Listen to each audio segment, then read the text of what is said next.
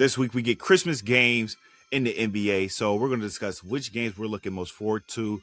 Starting with you, Prince. What game are you looking forward to most watching on Christmas Day? Oh, this is an easy call for me. It's Thunder Spurs. I need to see this rematch. We already know the Spurs knocked off the Thunder in the NBA Cup to kind of snap their winning streak. 24-1 start to the season. The Thunder were on pace for the best record ever. And, the Spurs came through. Victor Wembanyama made his return, and they said, nah, this is our time to shine on this stage. And so I want to see how the Thunder respond to that. I want to see, what kind of anger they have. They dropped another game after that, 2 losses in 3 games, so they haven't really been back to themselves since that loss. The Thunder have something to prove. We know the rivalry between Wemby and Chet Holmgren. That budding rivalry continues to be must-watch TV. These guys are going to go at it on the Christmas stage. This is the perfect stage for these guys to show which one is the most dominant, which team is the most dominant. I think we know it's the Thunder, but they got to go out there and prove it, man. The Spurs beat you, so what are you going to do about it? Yeah, one more thing on that game. I think Wemby may have thrown a little shade at the Thunder when he said that thing about ethical hoops, and I'm curious to see if the Thunder take that personally. But I think the last game here is also another one that's really worth watching. It feels like anytime you get the Timberwolves and the Nuggets playing, they match up really well. I think with what Rudy does in the paint on defense, I think he can kind of maybe slow down Jokic. But to me, this is just it's Ant. I think when Anthony Edwards gets in these big games, when you see that competitive spirit in him and he wants to win, he just goes off. And I'm thinking of that. I think it was a 24 playoffs. They had that 7-game series. I think to me that was the best series in that playoffs. I think these teams are both playing really well. Their offenses are clicking, and I'm just picturing highlights, which is I think on Christmas Day what we all want to see. I'm going with a game that probably doesn't sound as appealing on the eye test, but I think this would say more so for how one of these teams are going to respond. It's the Knicks and Cavs. Cavs coming to this thing hurt.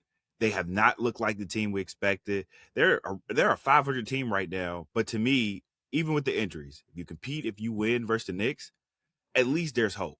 If you lose to the Knicks on Christmas Day, I think there needs to be a deeper look at this roster, this team, and say, we got to make a move. We were the best team in the East last year, didn't win it, have not made it to the conference finals. We've had the same roster, but just can't get over the hump. And, we're going to talk about some New Year's resolution or some gifts we can give teams. And I'll say some on the Cavs, but for right now, if you can't beat this Knicks team, you really got to look at yourself in the mirror and say, do we need to start blowing this up? Is it a coach? Is it a player? Is it several players? Should they go look at homeboy out in LA who the king of Akron? We don't know. But if you don't win this game, throw the injuries out there. Y'all are not that good of a team. And this is the perfect time to be in the East to try to compete for a championship. Yeah, or at least make it a game, right? Make it a fight. Like the Knicks might be the best team in the East, so that's a good measuring stick game for the Cavs to see where they are. All right, so we hinted at giving gifts. It is the Christmas spirit. Let's give a team one gift if we could. Lorenzo, starting with you, what's one gift you would give a team this holiday season? I'm not going to focus on a team. I'm going to focus on a player, and it's the greatest shooter of all time, Stephen Curry. My man is averaging 28.8 points per game. And I don't know whether to give him a massage to calm him down, relax him a bit. I don't know whether to give him a vacation somewhere else. I mean, maybe we give him NBA 2K so he can build his own roster to fix the roster that he has. But man, I mean, he's playing out of his mind. It's clear he still wants to win, but that team is just so poorly constructed. It's like there's just such little help on a night in, night out basis. One night Jimmy goes off and that's cool, but then the next night he's not an offensive factor. Jonathan Kuminga, I mean, there's just not a consistent role for him. Brandon Podziemski, I don't think is a clear offensive weapon with consistency. I don't know, man. I want to see him. I want to see him compete. I want to see him in the playoffs. And I think he's still capable of greatness. But right now, I have a hard time seeing this Warriors team doing anything. And man, it's just, if this is how his time in Golden State is ending, it's just rough, man. I feel bad for him. Like I don't know what to do, but I want to help him. You know what? I'm gifting the Knicks a time machine. And I'm gifting the Knicks a time machine so that they can go back and unwin the NBA Cup, because clearly they don't want it. They don't appreciate it. They don't want to hang a banner for this thing. Let someone else have it if it doesn't mean that much to you. And not only that, it might be bad luck to win this thing. The last two teams to win it got bounced in the first round of the playoffs. Obviously, that's not some trend we should expect to continue. There's no, there's nothing that says that's going to happen to the Knicks. They should have go on a deep playoff run. But from what we've seen, it's not the kindest thing the teams to win this thing. Not to mention the Knicks aren't supposed to win a championship this year anyway. Like we expect it to come from the Western Conference, right? It's going to be the Thunder or someone else from that side. At least that's the expectation. So you know what? Since you don't want to hang this one banner that you did get, go ahead and give it to someone else. I'm gonna go close to home. I'm a Sixers fan, and right now the Sixers team look good.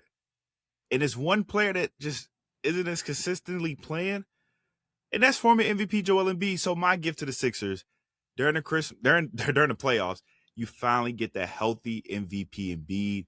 You get PG playing just PG minutes. Like it's not the OKC, the MVP PG, but he's giving you defense. He's hitting shots. You just give this Sixers team a healthy Joel Embiid with all the guards that they have, the plethora of guards that they have, and let them get a deep playoff run. I picked them to go to the finals, and I just said that because I felt like the East was weak. But if you tell me this team, constructed as they are, and playing like they are, you give them a healthy Joel Embiid, this could be the best team in the East.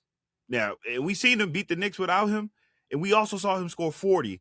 So if you can get the two together in the playoffs, like this could be the team that upsets some teams in the East and make a finals run for the first time since 01.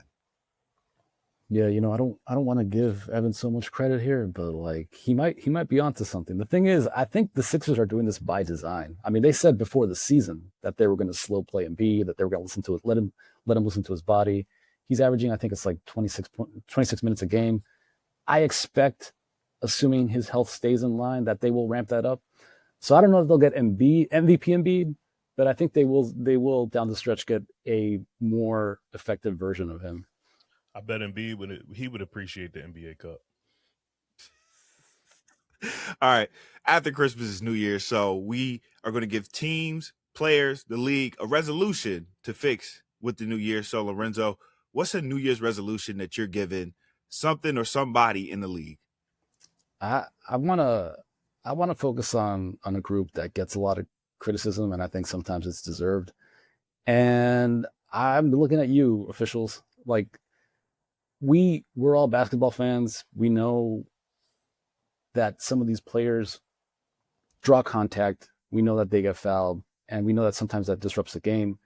But let's stop rewarding guys that are looking for that. And I'm not going to name names, but when you Jalen see Brunson. guys, Shay, I'll name him for you. when you see guys that are doing moves that you can tell it's not a basketball move, when you're going into a defender and you're just trying to get to the line, don't reward that. Keep your whistle in the pocket. See what happens. And I guarantee you, after a while, those guys are going to complain and the coaches are going to complain. And it is going to take some adjustment, but guys will change their game after a while if they're not being rewarded for it.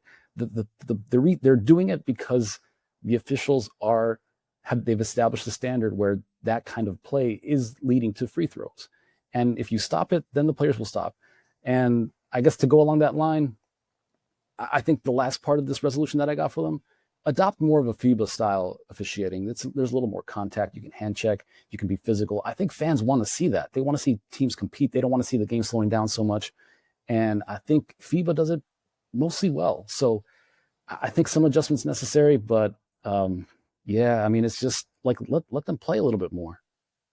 That's a good one. I want to go back to OKC, and my New Year's resolution for them is to lock back in. Lock back in. Go get this record, man. Go get the record. Spurs beat you. You lose another game, two losses in your last 3 games. Feels like the record might be out of reach now, but it's not. If you lock back in and get back to playing the style of basketball you were, the threes aren't falling. I don't know what you need to do. Get in the gym. Start taking some more shots, get your 1,000 minutes in. I want to see the Thunder get this record. I was rooting for it once it looked possible, once they got off to that 24-1 start. I like to see some history made, man. It's fun when you got a dominant team out there that everyone's chasing. 73-9 is not out of reach for the Thunder. Lock back in. Go get it. We talking about lock back in. I need the Cavs to lock in and blow it up. And when you blow it up, I need you to look at that LA team and you look at the man you once called king and figure out, is it a big man that the Lakers need? Is it a forward that they need? What package do you need to put together to get LeBron James back on this roster? Because to me, they need a leader. I love Donovan Mitchell, but he's more like a 1B. He's not the guy to lead the troops. You bring LeBron on this roster, and depending on how you shake things up, give LeBron that ending that we all want to see. He's back in Cleveland. The Cleveland Cavaliers' backs against the wall. They're looking at a play-in team. But what happens when they bring LeBron in and they give him his second best wingman since Kyrie for the Cavs? And then they build around him with a front court that can block shots and be the rim protectors that he's never had. What if this is the last moment we get a LeBron is he's back on Cleveland? The storyline is there. Can LeBron get this team into the playoff seeding? Can he get them over the hump and make a finals run? Will they win? I don't know. I would love to see LeBron win his last championship with the Cavaliers after getting traded for the midseason. But if you're the Cavs, let's just make it happen. We know that he would probably give up his no trade clause to this team. And if he wanted a storybook ending, he may not have to win it all. But if he said, I went back to my hometown team, not only did I get them a championship one year, but they were looking like they were going to be terrible. And I got them in the playoffs at 52 years old. To me, that's what I want to happen. That's my resolution for the Cavaliers. That's a storybook ending for a career for LeBron that I don't think that he could even imagine. But, he doesn't want to play on Christmas. Guess what? Get traded. You don't want to play second fiddle to Luka? Go back home, all right? Go back home by yourself because, like Prince said, your family are not leaving L.A., but you can go back and make a storybook ending leading the Cavs to the playoffs in your last season. Sounds like Evan's working on the script right now. He's dialing it up. Maybe that's what Bron meant when he said he'd rather be home on Christmas. Hey man, let me cook. Hey, if it's up to me, it would have been happened. I was calling for it in the offseason. Now, makes it even spicier. LeBron James traded to the Cavaliers, play with Donovan Mitchell to get this team out of the play-in, out of a 500 seed, and look at it as one of the best teams in the East this year. ESPN, I'm ready. Disney, I'm ready. We can make magic. just hire me. That's my Christmas gift. Hire me. I can make some stuff happen in the NBA. I want to go back to what Prince was saying really quickly, though. It's that thing with the Thunder is interesting because if there was a moment to have a little bit of a slip up, it would be right now. Like, it's still early in the season. We're not even at All-Star break. And the two teams that they've lost to, the Spurs, they've really looked pretty solid. They're maybe ahead of schedule. And the Timberwolves, a team that's gone to the Western Conference 2 years in a row. So these are the kind of losses that you want early in the season. So it will be interesting to see if the Thunder treat this as like, hey, we're not invincible. We have been winning, but like we need to kind of humble ourselves a little bit and go back to work. So I think that is going to be an interesting storyline.